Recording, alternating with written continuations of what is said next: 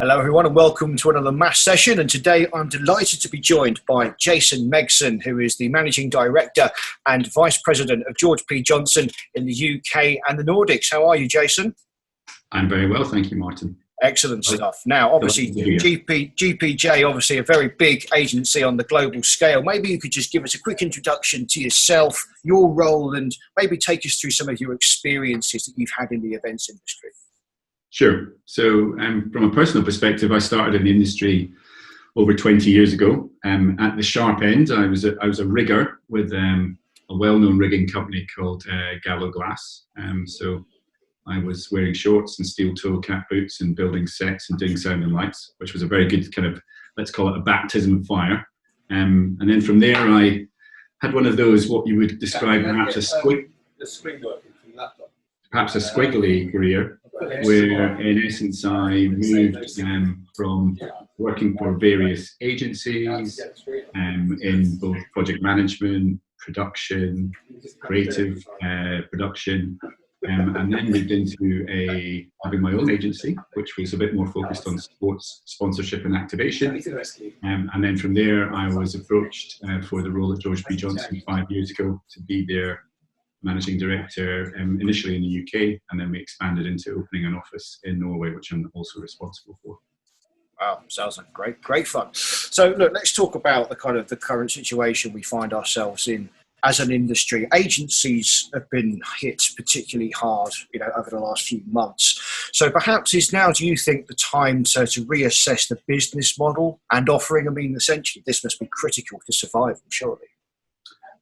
I think it depends, and I know saying it depends is a bit of a cop-out of an answer, but if your business model as an agency is focused on adding value through your thinking, your creativity, then as a fundamental, you probably don't need to change your business model. However, you may be looking at delivering some of that thinking, some of that creativity in a slightly different way to slightly different clients.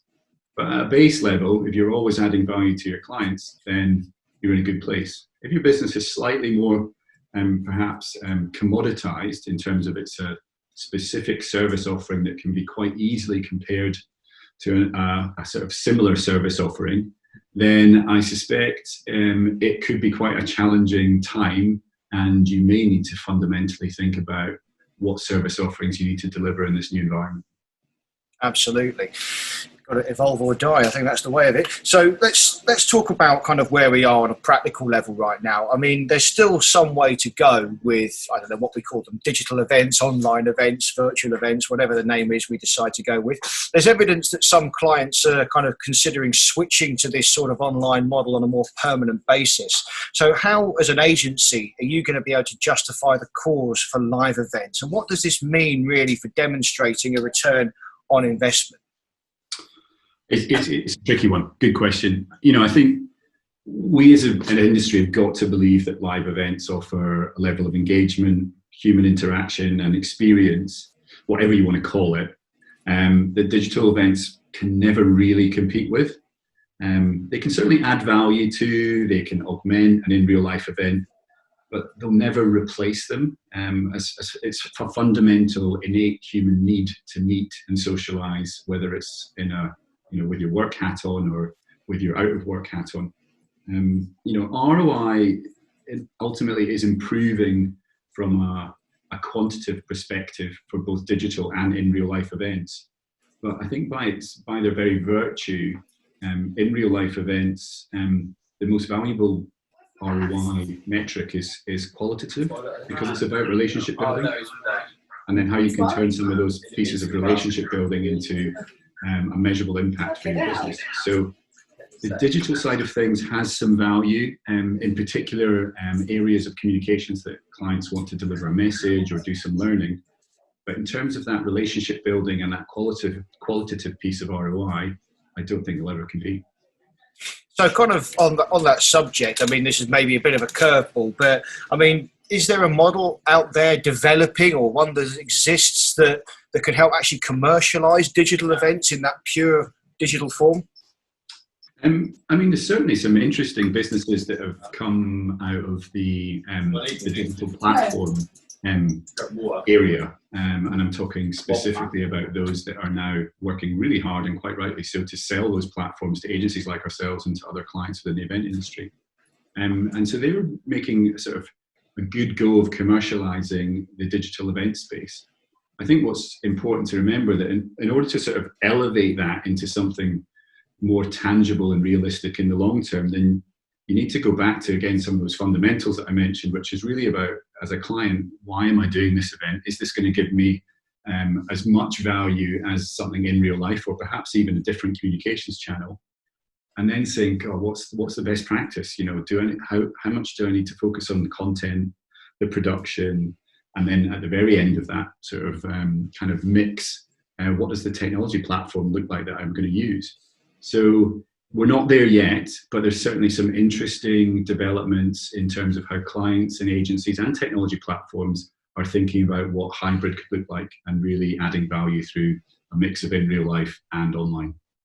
That sort of leads me into my next question, really, on this subject of hybrid events. I mean, I guess it's one way of alleviating client fears around coronavirus, but how much attention should clients really pay to the quality of the product? And what really should an agency like George P. Johnson consider when designing? I mean, I'm seeing now like this concept of the TV studio is being taken quite seriously. Events are turning into almost like a TV show.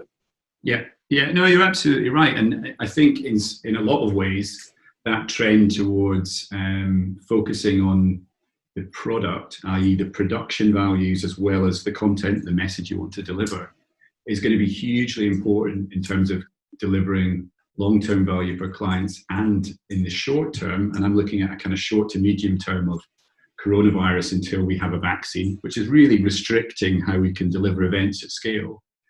So when we're in this kind of hiatus where we're trying to move away from some of the risks that are there for coronavirus, then hybrid's going to become more and more valuable. And, you know, when you're thinking about best practice and how agencies and clients can sort of thrive and learn in that environment, they certainly are looking to broadcasters, but broadcasters that have innovated. So whether it's the BBC and how they've used iPlayer, whether it's even Sky and how they've used broadcast and interactivity for their sports broadcasts, or even, you know, some of those sort of fundamental basics of how do TED deliver great content that's no more than 18 minutes.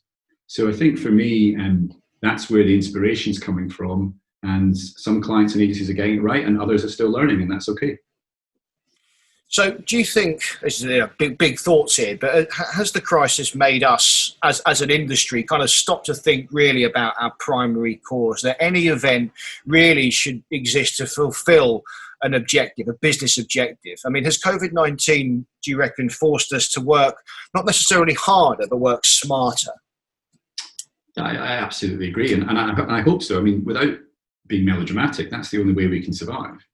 You know, I talked earlier about ensuring that you're always adding value and that your business model isn't commoditized, because if it's commoditized, then it is subject to these sort of bigger macro shocks that are ultimately going to stop you from trading. So if you get back to that first principle that you described, which is around the why are we doing this, then we will thrive and we will survive. And we are a very, very adaptable and smart bunch. But unfortunately, there will be some casualties in terms of some good people and some good businesses throughout this period, because it is so extreme. But I do hope that we'll come out of this stronger. And to your point, we'll be focusing on those first principles about the real value we deliver for our clients. Kind of want to end, you know, on a note of message, really. So what's your sort of message to event buyers as we begin to emerge from lockdown? Obviously aware at the time of us doing this video, we don't actually know when events are going to be allowed to run anytime soon. But events, they're a strong tool in not just rebuilding like a national economy, but actually rebuilding a brand, a company as well, aren't they, really? Yeah, no, you're absolutely right. There's still some, as you say, some uncertainty and some unknowns, but we are moving in the right direction. And clearly, because of that shift, there's going to be some significant pent-up demand, both in terms of clients, agencies, venues, but then the fundamental humans that attend our events. You know, they want to get out there, they want to meet, they want to socialise. So I suppose for me, it's really about being in a position where you feel like as an event buyer that you can create a compelling argument about why an event is going to deliver more for you as a business. And it might not just be in those fundamental kind of pieces of ROI that we discussed earlier. It might just be because you want to improve that kind of sentiment towards you as a business or a brand. Measure up your options, make some tough decisions in terms of being brave and going for the events, but then also, make sure you're willing to take that leap and move quickly, because things are changing so fast. So you have to be very, very adaptable, and taking into consideration the fact that legislation in different markets is changing on a daily or weekly basis, as well as some of the financial support that comes with that. So I know it's hard for event professionals to think about ripping up and starting again from a timeline perspective, because we sort of almost live by that in as a fundamental. But if we can have that flexibility and adaptability, then I think the demand's there. And I think those brave brands that take that leap and go first will see a lot of return. And just, frankly, to finish off, never forget, as I mentioned a couple of times, that humans have this innate desire to socialize, mix, meet, communicate, and that is not going away. The whole notion of a new normal is fine, but there are some sort of fundamental chemical DNA parts of what makes us the animals that we are, that means that socializing is the only way we're going to survive. So don't forget that your audience always want to meet. Absolutely. There's more to life than just staring into a webcam. I think that's what's become quite apparent over the last few months. Jason, absolutely fantastic to talk to you. Thank you very much.